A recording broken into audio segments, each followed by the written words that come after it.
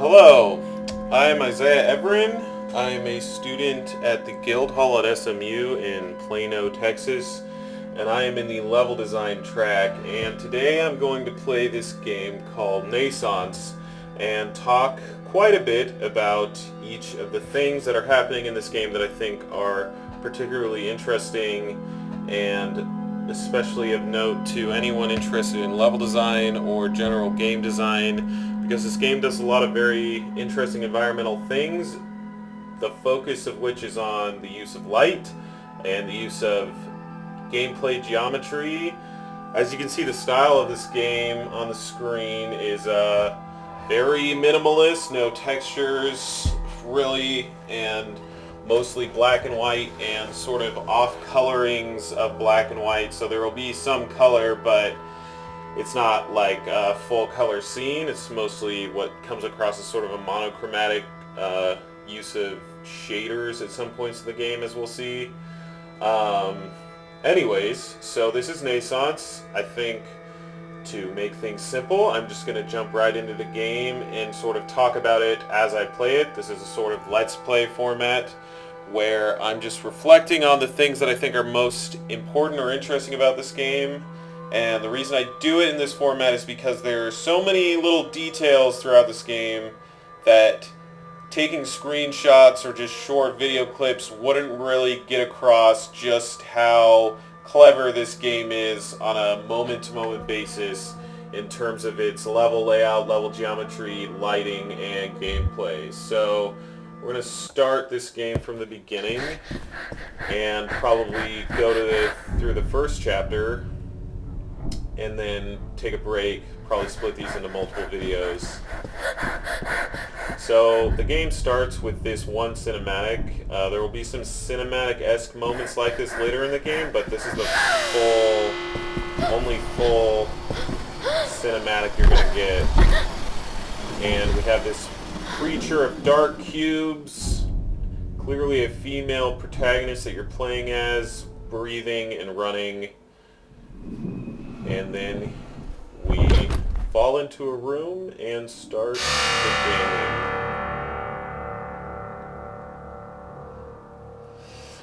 This game does not handhold. It does not tell you exactly what to do. There will be some prompts telling us the buttons that we can use. I'm going to be using a controller just to reduce the sound.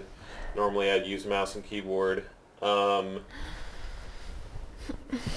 But as you enter this world, you know pretty much nothing other than your name and the title of the first chapter, Lucy is Lost.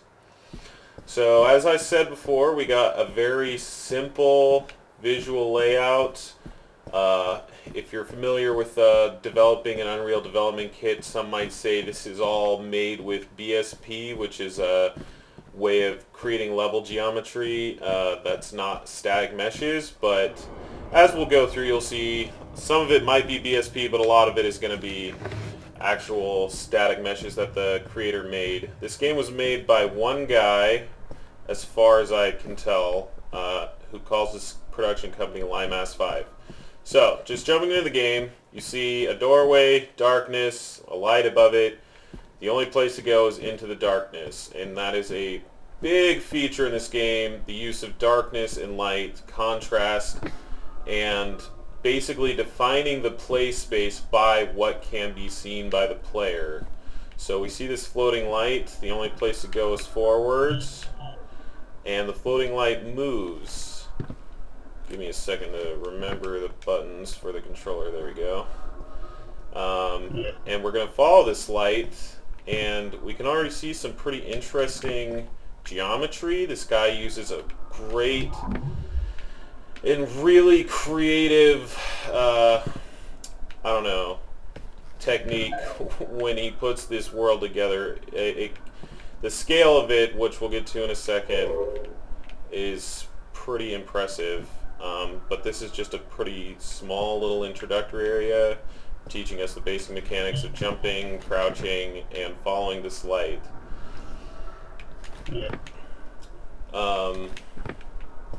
So we see we got some ladders here. and the light is going to go up somewhere where we can't get to. All we've got is this little dark hole right here that we can crawl into, back into the darkness once more. If we turn left, you see there's this little tiny bit of light down at the edge of a corridor. You're going to be, in the beginning of this game, a lot of your time is spent looking for what is visible in the darkness, and that is your indicator of the critical path. So there's a lot of dead ends in this game, usually short paths to get to them, but usually sometimes kind of longer paths. You can debate whether or not that's a good design decision. A lot of the times they're not very disruptive. Some of the times, as we'll see later, you might not really be a fan. So we got through this first area, and then we can sort of see through these windows here, and this super bright light. So we're going to crawl in here, and whereas a moment ago the focus was on the game using darkness like this to hide what's happening, now we get this super bright, blinding bright light, and as we'll see in a second, this door opens up, which is kind of unnoticeable in the light unless you're facing right towards it. So we're going to hop right out, and this strange sort of engine-like room with this bright light ends up serving as the introduction to this larger game world. So once we get out here, you can see we have this really long corridor and some much more complex geometry. I know this since I've played the game. There is fall damage, so you gotta be careful when jumping down here. As you saw, there was that kind of red screen effect when you take damage. So this is a introduction to the what I think are amazingly beautiful environments. They change pretty drastically from environment to environment, which we'll see in a sec. Gotta figure out the controls on the controller, one sec. So if we run over here, we'll see this is a dead end. So we gotta head this way. You can hear that really atmospheric sound effects. Oh, there we go. So it has this interesting mechanic of being able to sprint everywhere, but you have to breathe with that circle. Some could argue it's distracting, some could argue it helps you get into a rhythm of playing the game.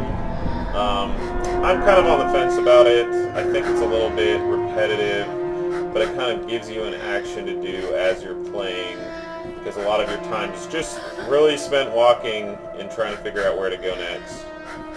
So you can hear that fantastically foreboding music. You can see the color coming into play here. Over there is a little bit more red, and then we get this bright white with a little bit of green in it, and then this massive structure. The game never explains to us the purpose of any of these structures, any of these buildings. There's all sorts of different kinds of locales we're going to go to, but it's kind of left to the player to kind of just experience the feelings that each of these places gives. It kind of gives the feeling of an abandoned city, but given the fact there's no dialogue or really explicit story, it's kind of up to your own interpretation. So here we see the way this game indicates critical pathing is often with open doorways. There will be lots of closed doorways. The first time I played, I wondered if these would ever open, but they're just closed doors, and the game funnels you towards a direction. So we'll head down the stairs. As you can see, very subtle shifts of lighting. We have more dramatic shadows now. Everywhere you go kind of sets itself apart from the last place you were. And now we're going to head into the darkness. And if we look to our left, we got some light. Yeah. These guys leave trails of white dots, and I think it's to help you find your way around a bit here. But basically, this first kind of puzzle, not really a puzzle, but sort of a puzzle, is using these to guide yourself to the next light.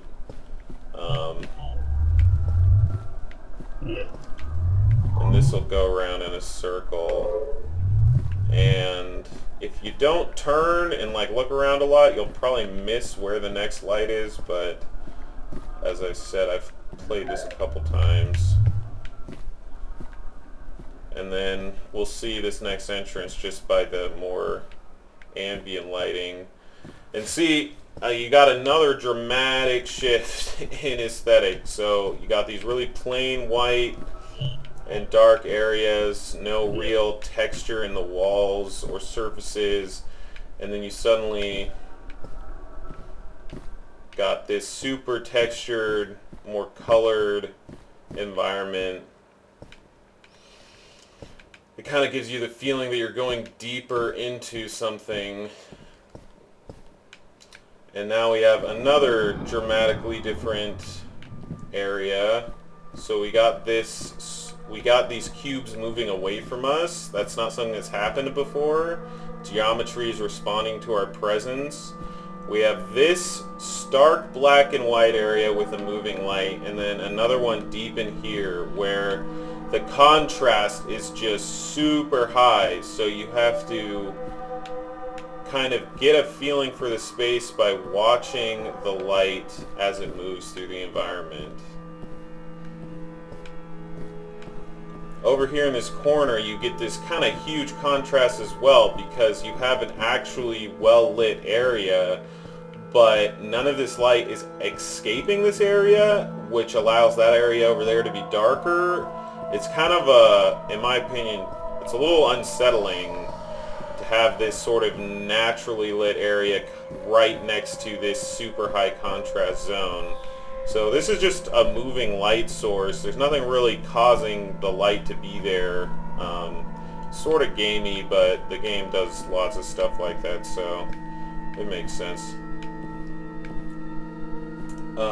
So there's this kind of hard to see geometry right here that we have to get across.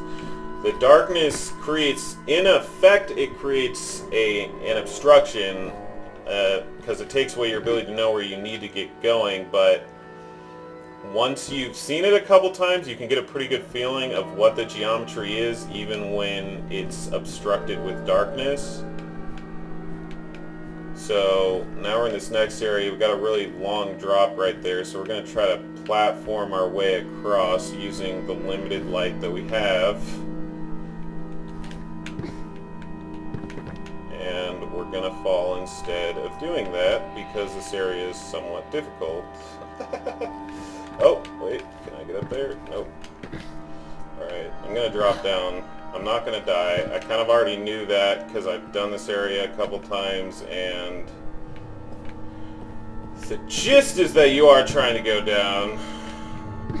The pathing to do so is not the easiest in the game. There are areas of this game where I can see I can see what it's doing, but it's not quite achieving what it wants to do because it can be a little bit frustrating for the player, and we might see some of those later, but I know where to go in this area only because I've played it before. So as you can see, I'm kind of at the bottom of this tall room, and there's this one little area in this corner that leads to the next area, and I remember finding this the first time entirely on accident, so I can in no way speak to how easy this would be to find if you didn't just accidentally stumble on it. But we got a new mechanic introduced here of these lights that we can touch that will illuminate the area, and this will lead us to another one. And another one, I think? Maybe not. Nope, it just leads us to this doorway. Another dramatic aesthetic shift. Often done with hallways, not always done with hallways, so the hallways are the more subtle ways of doing it. But we got this super textured cubey type stuff, and then some flat walls. Lit hallway, and then into a much different color of light, and you can see the color change. So he's using a post-processing effect to change the color in some scenes. but we're going to follow the light, and it's going to take us to the next area. Alright, so this is one of the first platforming challenges, and it's trying to teach you, as you can see on the screen, that you can long jump if you're sprinting. Let's see if I can successfully do this, because what's going to happen is the light's going to illuminate the platforms you can jump to, but every time I've tried this, I have failed. Yep, see, already fell off. Kind of hard to see where I'm going. So this is one of the kinds of mechanics in the game that I've heard the few people I've convinced to play the game complain about, because mixing a platforming challenge and a first-person platformer with not being able to see where you're going sometimes is just not a super rewarding experience. See, and you got these long jumps that are a little bit hard to land. But what this area does is, first, it makes it easier by lighting up the platforms for you.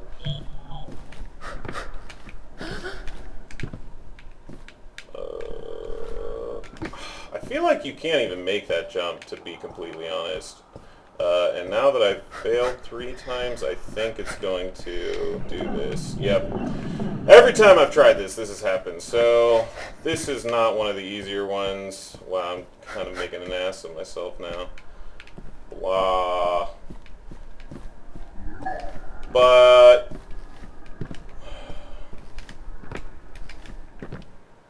not too hard to get past once it solves itself for you. Anyways, so not the best part of the game, and there will be a couple more like that that are equally frustrating, but relatively few and far between.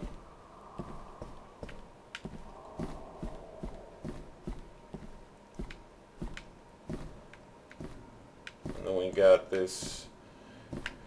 He just has such seemingly random but still very interesting environments. He just throws kind of out of nowhere. You don't really know ever what's going to come next. You have this sort of dilapidated looking area where things seem kind of broken. This doesn't necessarily seem like someplace someone is supposed to go. And then we're going to get something completely new, which is this large, almost cathedral-like area. So, brilliant use of geometry. He creates pretty amazing structures out of just basic shapes, chamfered edges, black, white, and gray. You got some particle effects in the game. There'll often be like some mist or fog or wind at some points. So this is the first time we're given a choice of paths. You can go down the left side or down the right side. And this is introducing us to the mechanic of using light to make these surfaces disappear. This will come up quite a bit in the game. So let's take the right side first, and it's going to lock you in, so you have to solve the puzzle coming up to progress.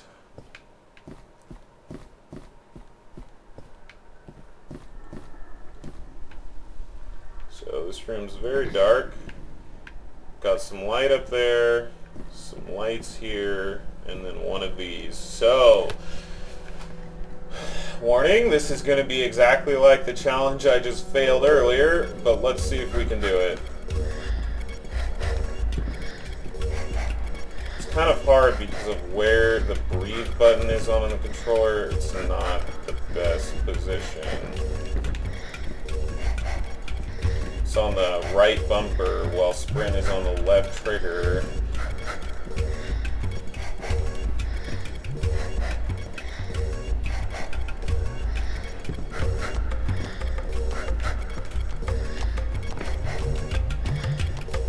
Looks like we made it without trouble.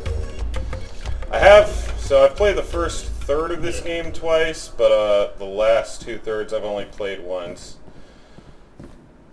So we just hit this light, which, oh, need to follow it, which goes back to the area we came from, and then goes into this awesome beacon thing over there, which obviously implies the next area that we didn't go to yet will hit the beacon on the right. This is like, I remember kind of being struck by how you kind of just have to jump down these random surfaces to get back down here. It's not really a path defined for you, which kind of gives a feeling of breaking in, doing something that you're not necessarily supposed to be doing in this world. So, the next area is a bit different. If it is what I think it is, yeah. It's a bit more challenging. So this is going to be one of the closest things to a puzzle we'll really have seen to this point.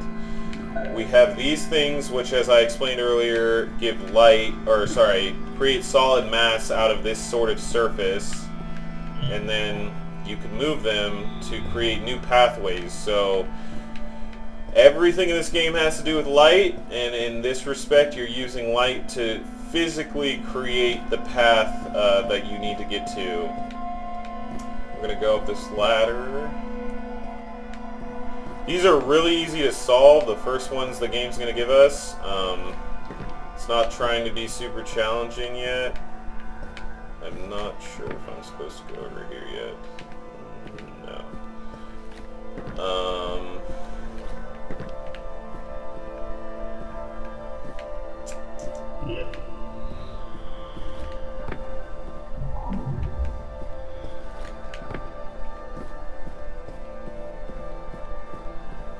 Just basic move the thing, get to the place stuff. Almost forget where I'm supposed to go next.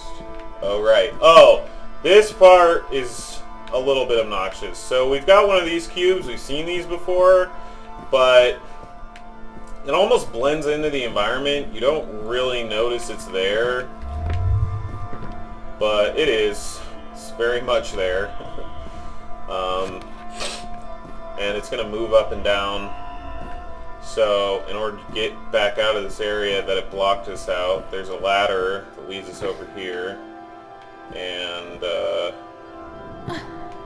we'll be able to get over here.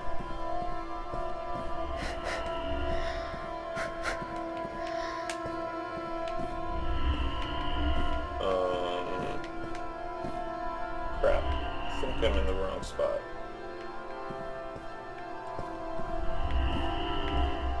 Yep, I need to be up there. Whoops.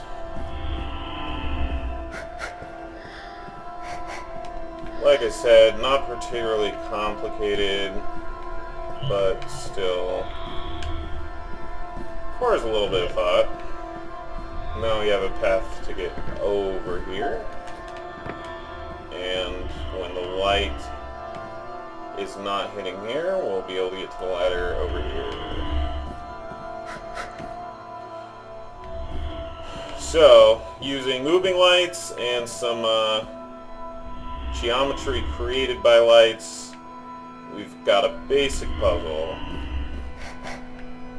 We'll see some more complicated versions of that later in the game. So when we hit that light, the path below us disappears. We're kind of stuck up here. Which I think he does to keep the player sort of trapped in the areas he wants them to be. Accidentally fell, but now this giant massive hole to seeming oblivion is going to open up, and we're going to lose control over ourselves and be teleported to the next area. As you can see, this sort of post-processing red effect over the screen when we take damage, it can persist for a while. I feel like that was a pretty bad design decision because such a big focus of this game is in how beautiful everything is. Oh, well, it just did a loading scene for us and took it off. So this is the next chapter. I'm pretty sure, as you can see, It's called Going Down. Frame rate drops when it's loading assets. And I'm going to leave it off there for now, and our next video will cover the next chapter, but we can already see covered quite a few different gameplay elements, quite a few different environments, and I'm just going to tell you in advance that the environments get even wilder. The next one is pretty surprising. You don't really see it coming, but we'll have to wait for the next video. Alright, thank you guys.